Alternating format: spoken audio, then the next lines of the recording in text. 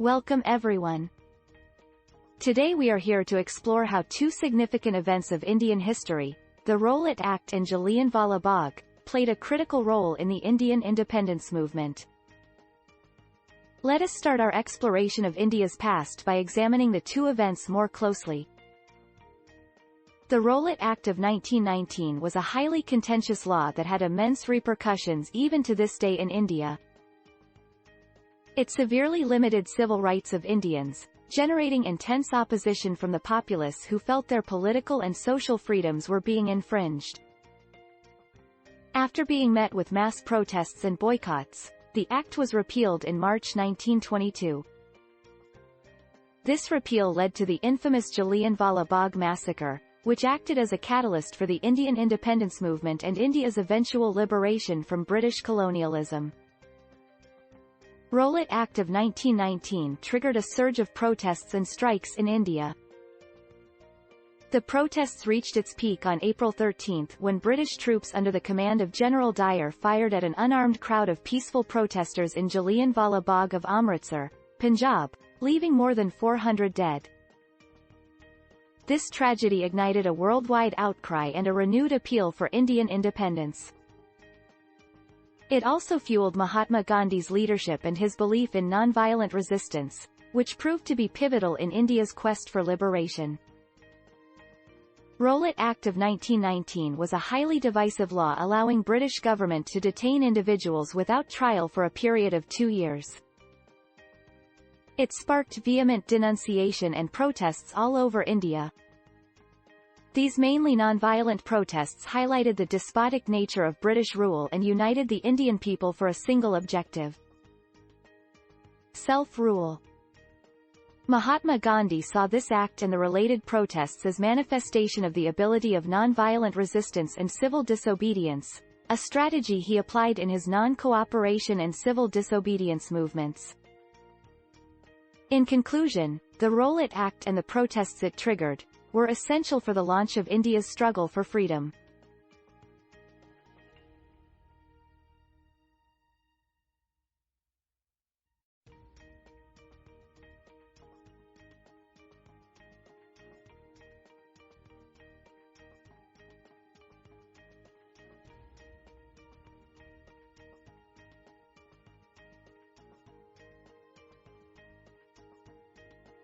The Jallianwala Bagh massacre in 1919 was an atrocity of immense proportions, leading to widespread protests in India and around the world.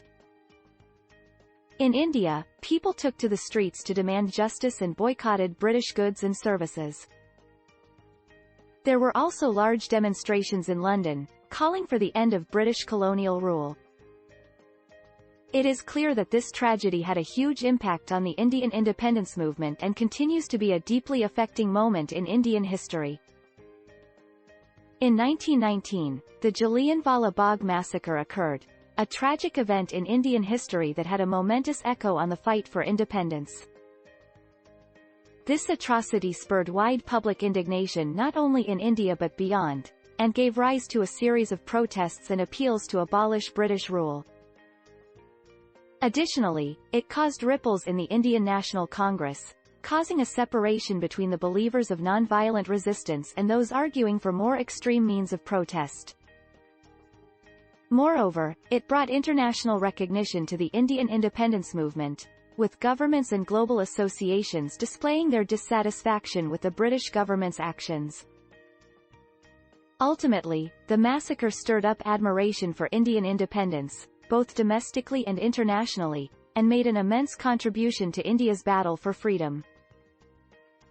In response to the Rowlatt Act and Jallianwala Bagh massacre, Gandhi called for nationwide peaceful protest and civil disobedience. He led the millions of Indians in a satyagraha by boycotting of goods and institutions, and the Salt March in 1930. This highly effective nonviolent resistance laid down the groundwork for future social movements around the world. Mahatma Gandhi initiated the non-cooperation movement in 1920 as a peaceful protest against the policies of the British government. This movement called for boycotting British goods, institutions, and services in favor of Indian-made products, as well as for the resignation of Indian officials working for the British government. It quickly gained support from the Indian public, including students, lawyers, and merchants, resulting in large numbers joining the cause. In response, the British cracked down on the movement with violence, arresting numerous protesters and using force to disperse the crowds. This movement played a major role in the Indian independence movement, setting the stage for the coming events. Khilafat movement was a major landmark in India's quest for freedom. It showcased the strength of Hindu-Muslim unity and how a single movement could rally the people together for a greater goal. Mohandas Karamchand Gandhi used the Khilafat movement to start his non-cooperation movement against the British. He saw the possibility of uniting Hindus and Muslims through the Khilafat movement, and it provided a critical model for the independence campaign ahead. The civil disobedience movement was a significant event in India's fight for autonomy.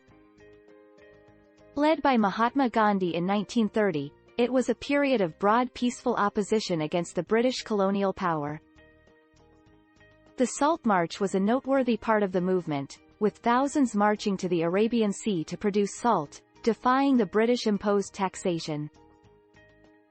It was bolstered further by the boycott of British goods and institutions, as well as civil disobediences including non-payment of taxes and refusal to cooperate with British authorities. This joint effort was critical to the ultimate gain of Indian independence, demonstrating the power of the Indian people. The Simon Commission was met with strong opposition from the Indian people as it did not accept any Indian members, demonstrating the lack of trust between the British and Indians. This resistance prompted the enactment of the Rowlatt Act and the Jallianwala Bagh massacre, which were significant catalysts for the Indian independence movement.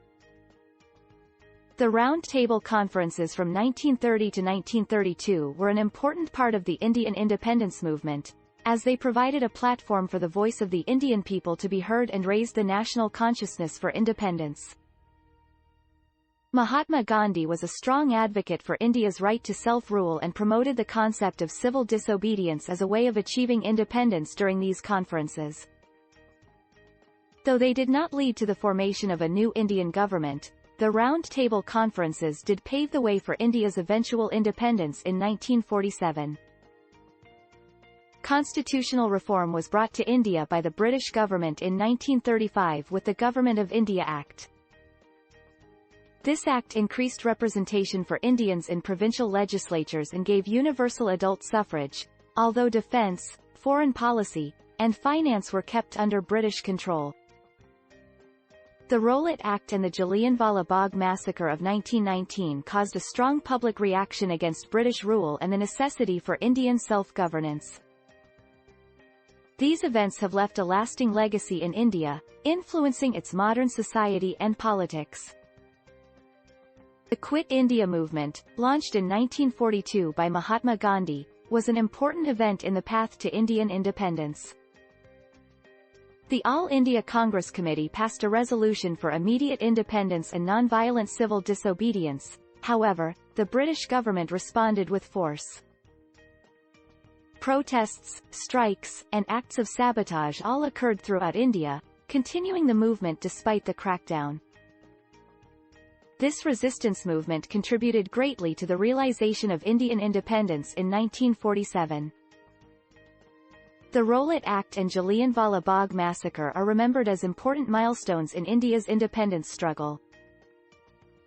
These events played an integral role in galvanizing the public to rise up against the British oppressors and fight for freedom. The legacy of these events remains strong in India today, serving as a reminder of the resolute spirit of those who sacrificed their lives to earn freedom for their nation. We must honor and remember their selfless dedication and courage. Rowlatt Act of 1919 and Jallianwala Bagh massacre of 1919 created a great impression on Indian independence movement and Indian history. The impact of these events was so strong that it triggered an increase in national feeling and anti-colonial feeling.